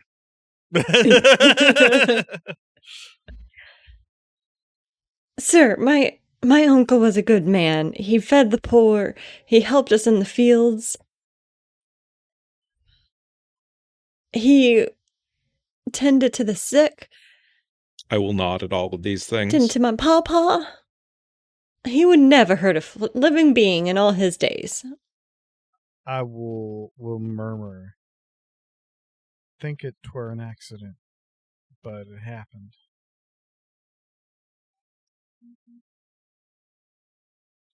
If you want to go through with this wedding, I want you to do it. But I want you to have some time.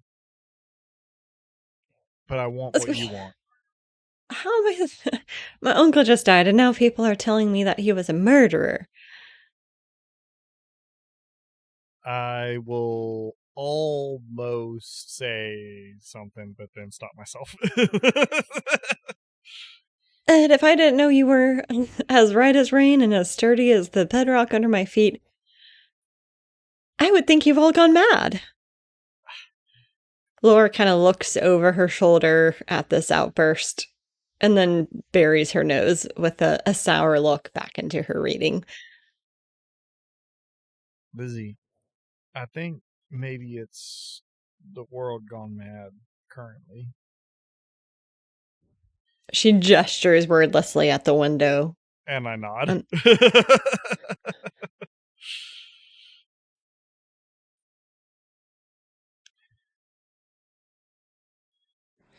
Seeing Lizzie gesture wildly and say, "You've all gone mad," I approach a bit closer. I had been kind of keeping a distance and was just outside of the barely audible range, but it seems like the conversation is raised a bit.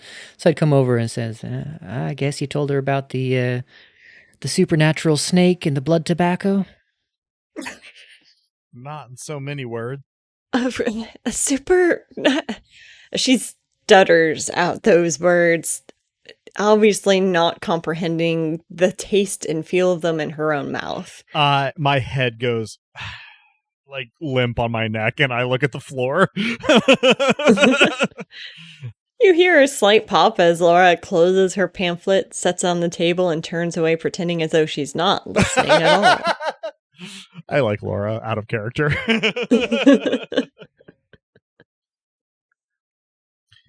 Well, heck, what are you talking about then? The wedding. The wedding? And Father and my Uncle Atticus? He was a good man. Oh, I am that's now blood very suddenly tobacco. also here. Yeah, Well, that's an indelicate description, if ever I've heard one. There's a good deal going on, if I may, miss, and, well, we don't seem to have a whole lot of time, to put it right. I will take a very deep breath in through my nose and out through my mouth, and then look earnestly up at Lizzie and say, "So, Ducklin, your family, they are, well, they're you. Your wedding is helping a agreement of some sort that helps you prosper, as I understand it. I didn't plan on getting this far into the weeds, and I glare at BB, but look, I want you to marry who you want to marry, but I want you to do it for your own reasons, Duckland. No. We are not going to make this about my wedding that my uncle died at and the bugs ruined when you just told me that my family made a deal? With what? With whom? I look up at BB with a sharp glare.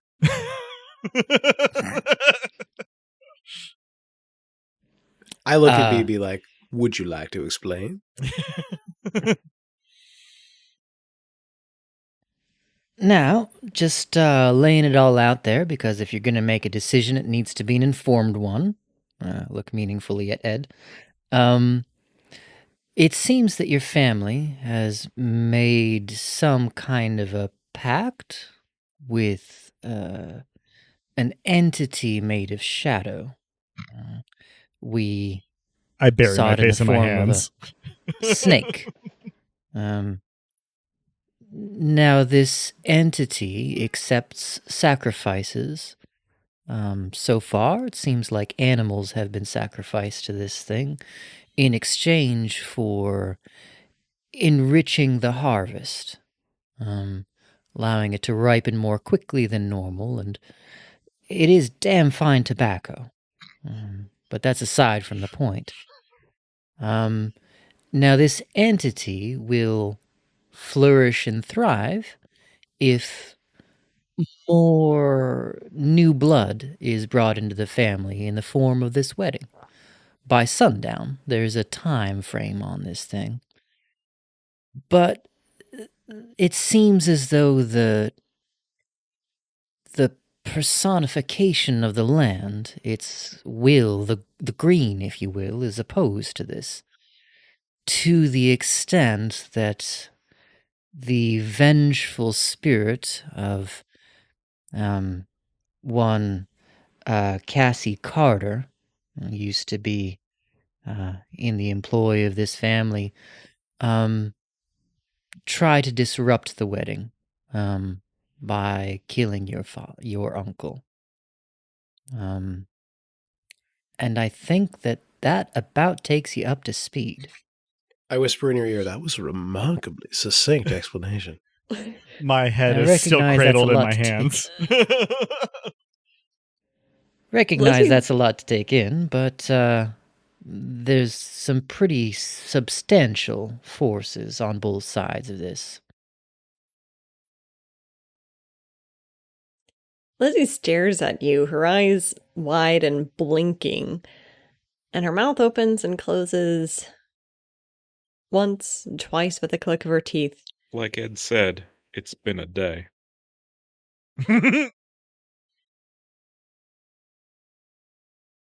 Either we've all gone mad, or this is information that I want to hear from my pa's mouth himself. He's got some splaining to do either way. I chuckle forlornly and say, "Nah, that makes sense." And I rock off of my knees and onto my behind on the floor and just kind of stare at my hands. And if all of you, and I know you are, Ed, but if all of you are speaking earnest, then you better come and tell him too. I nod with resignation and push myself up to my feet, positioning myself. I offer you a to follow hand. Lizzie. I take it with a grateful nod. I think we all have every intention of seeing this thing through. And we do speak in earnest, for whatever it's worth. That's probably the most approving look that Cladwell has ever gotten from me. for whatever that's worth. I let it go to my head. Perfect. So I take it you follow Lizzie. Oh, yeah. She passes by Laura, who looks like she's deep in thought. Mhm.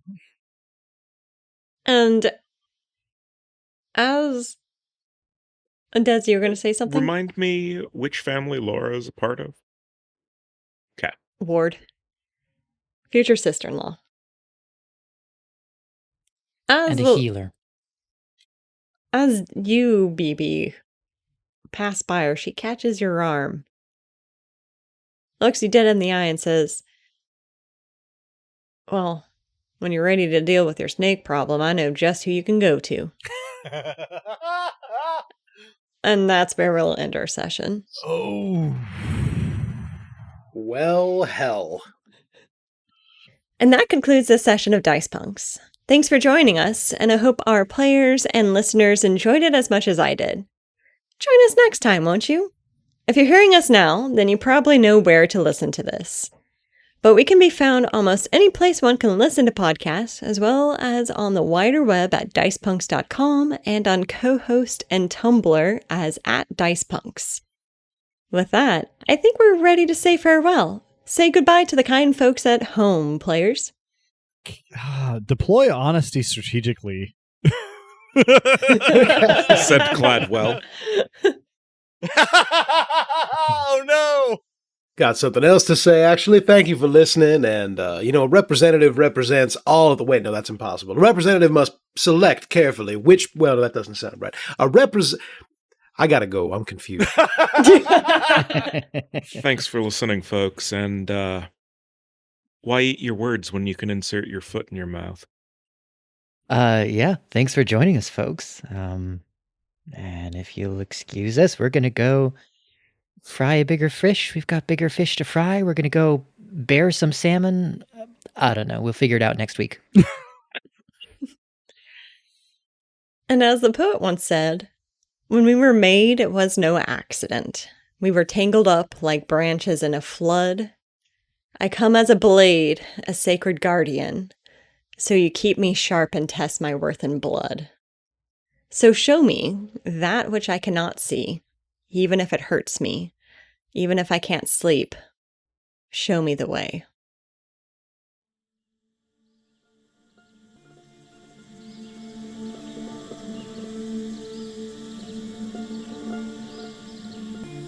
Beloved listeners, thank you for tuning in. Stick around through the admin stuff for a word from Cladwell. Well, maybe a few words. The main theme for this one-shot, Older Than Bones, is by Robin Graves. It wouldn't have been possible, however, without Drew's kind use of his editing prowess and immense mixing skills.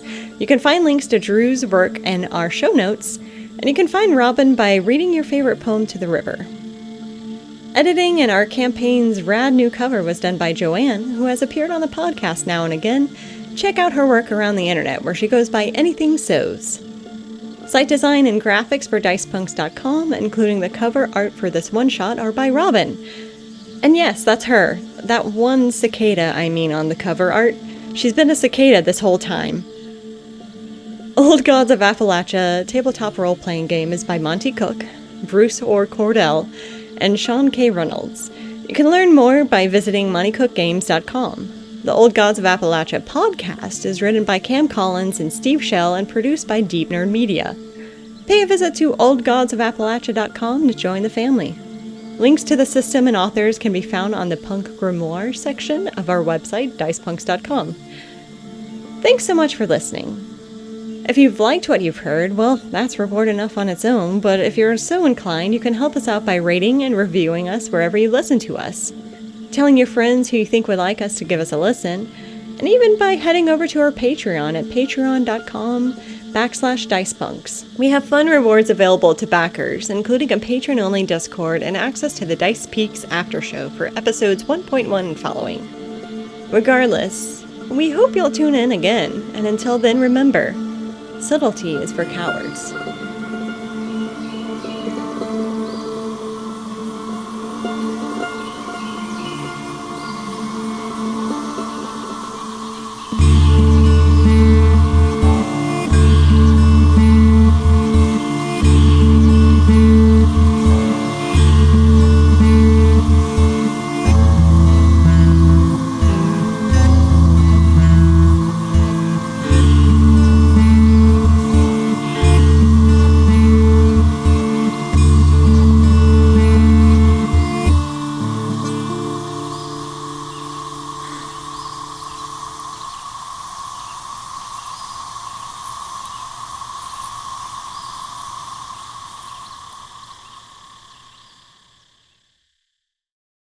My story is much like that of many a man here. I was born in this here hollow, my father having come here in pursuit of the sweet life that we all, I dare say, have found. I was a hard-working lad, son of hard-working parents, living among people who did, day in, day out, the hard work that needed to be done. Hooves clicking on stone, two red eyes. This young country, this lovely and impossibly old land, is of me. I belong to it. Thus my story is much like that of many a man here, antlers like gold, like the sun, like other suns. This old land, I am of it, I burn this campaign speech too. Neither the first nor the last. The paper curls, and it discolors, and it smokes, and it wilts, and it is gone.